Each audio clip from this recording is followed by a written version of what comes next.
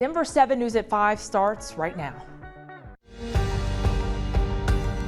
Now on Denver 7 News at 5, the nation gets a glimpse at why the FBI searched former President Trump's home. We have a live update from Washington.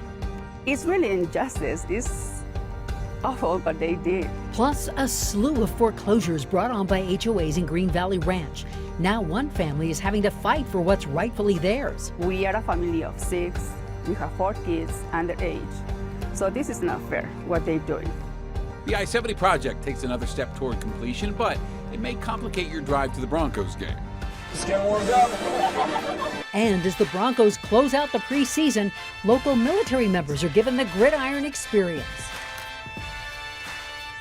And welcome to Denver 7 News at 5. We begin with some breaking news. There was a search for a carjacking suspect that caused 2 Littleton schools to go into a brief lockout.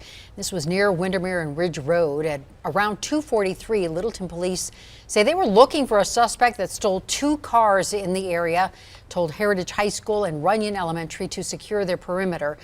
We learned by 3:30 that police believe the suspect was no longer in the area, and students were able to leave, so all is calm now again in Littleton. All right, busy night tonight, and glad you're with us tonight. I'm Shannon Ogden. I'm Ann Trujillo, and we are getting our first glimpse of what kind of classified materials were seized by the FBI inside the home of former President Trump.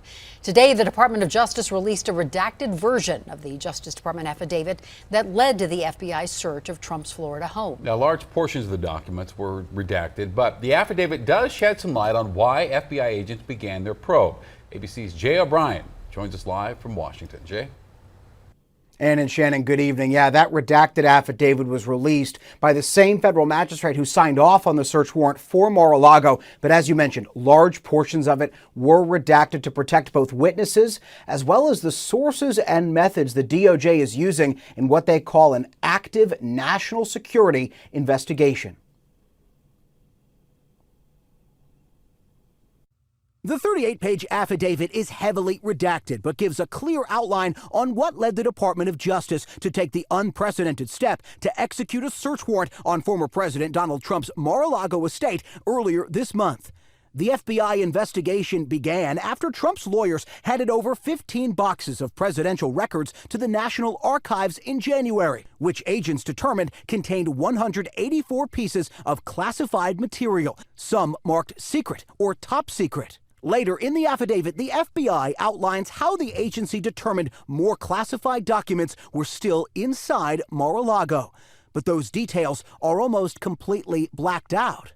The document does show a warning the FBI sent to Trump's lawyers in June, saying Mar-a-Lago was not authorized to house sensitive government materials that could compromise national security. 2 months later, the FBI raided Trump's home, seizing an additional 27 boxes, including 11 sets of classified documents. The FBI never would have gotten this search warrant approved unless they had an immense amount of information. In a filing released alongside the affidavit, the Department of Justice telling the federal magistrate who authorized the Mar-a-Lago search that large portions of the document needed to be kept secret to protect cooperating civilian witnesses who could face, quote, retaliation, intimidation, or harassment. Trump lashing out at the FBI and DOJ Friday, claiming he was cooperating with their investigation. President Biden not commenting on the DOJ investigation earlier, but telling reporters how he handles classified materials. I have a person with me,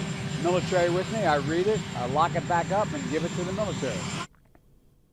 A letter sent from the National Archives to Trump's legal team in May also details that they want investigators to do a damage assessment, looking into where these classified materials were stored at Mar-a-Lago, who had access to them, and if national security was potentially compromised. In Washington, Jay O'Brien, Denver 7. All right, Jay, thank you. A bizarre follow-up to an HOA foreclosure we first told you about back in March. The home is in Green Valley Ranch, a hotbed of HOA foreclosures in recent years, according to public records. Well, one family that was foreclosed on earlier this year is still living in the home. And now they say the company that bought the foreclosure is willing to give the home back if they pay $29,000. Here's Denver 7's Russell Haythorne. Monica Viella continues to fight. It's been so hard. My kids are really affected. For what she believes is still rightfully hers. I don't think they have the title yet because we are paying the mortgage for 17 years now to Wells Fargo. No payments missed, and yet somehow she says her HOA in North Green Valley Ranch, in conjunction with the management group, has foreclosed on this home because of unpaid fines. $8,000. Ridiculous fines because of the grass or the trash can be outside. Denver 7 first reported on this particular case back in March, and there are still many unanswered questions. We visited Westwind Management in Inglewood and the Metro District offices in Green Valley Ranch. Both said they would work on getting us additional information. Westwind says public records show the home did change ownership in January. It's really injustice. It's awful what they did. Now the community is rallying around Viella and her family with a neighborhood meeting called the Redress Movement, with a focus on trying to remedy this situation and others like it. There is a couple organizations supporting us and a lawyer, so they're still investigating. We are a family of 6. We have 4 kids underage. So this is not fair, what they're doing. This is Denver City Councilwoman Stacey Gilmore's district. Her office did file a complaint with the Colorado Attorney General's office in this case. The AG investigated, according to Gilmore, and found no criminal wrongdoing. However, a spokesman with Gilmore's office tells us that even though it doesn't appear to be illegal, it does appear to be immoral. They say this is one of the most powerful HOAs in the state, and it needs to be further regulated. We'll keep you posted on that. For now, we're in Green Valley Ranch. Russell Haythorne, Denver 7. We will stay on top of that one. Aurora is getting more housing to help its homeless. The city is installing 30 of these pallet shelters at 2 designated safe outdoor spaces today.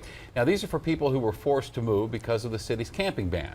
Aurora now has nearly 100 of these pallet shelters available for use. And affordable housing also is coming to Summit County. Breckenridge and the county announced it bought a hotel in unincorporated part of the county that'll be used for workforce housing.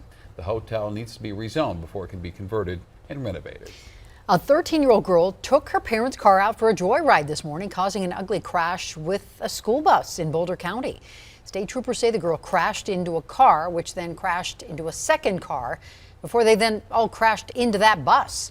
Only the driver at the time was in that school bus. One driver had some minor injuries, and that teen was cited and was taken back home to her parents. If you're going to the Broncos-Vikings game tomorrow, double check your route. Denver 7's Jason Luber lays out the new closure along I-70, and it starts tonight. Yeah, it's the last major milestone of the I-70 Central project, where I-70 is going to be put in its final configuration. So that means westbound's closing tonight at 10 for that lane realignment. Going to remove the barriers, pave it, make it nice and smooth, just like the eastbound side. So to get around it, we're going to use 270 all the way across Commerce City over to I-25, head south, and then back up to I-70. Now, it will affect you folks that are trying to get to the Broncos game on Saturday night, or if you're just trying to get into downtown. So you can use that 270 detour or use some of the roads here in East Denver, including Colorado Boulevard to Colfax, to come into downtown Denver or over to the stadium that way. All lanes should reopen by 5 a.m. Monday morning. I'll have the latest updates right here on Denver 7 on the morning news, starting Monday morning at 4:30. I'm Jason Luber, Denver 7. Coming up, the new school year is in full swing, and soon field trip permission slips will be going out, but are they effective? We take a look at what would happen if your child gets hurt. Scattered storms will start the weekend, but much of the weekend looks hot and dry. I'm just trying to make it look like I know what I'm doing. Plus, Denver 7 joins America's heroes as they are put to the Broncos test.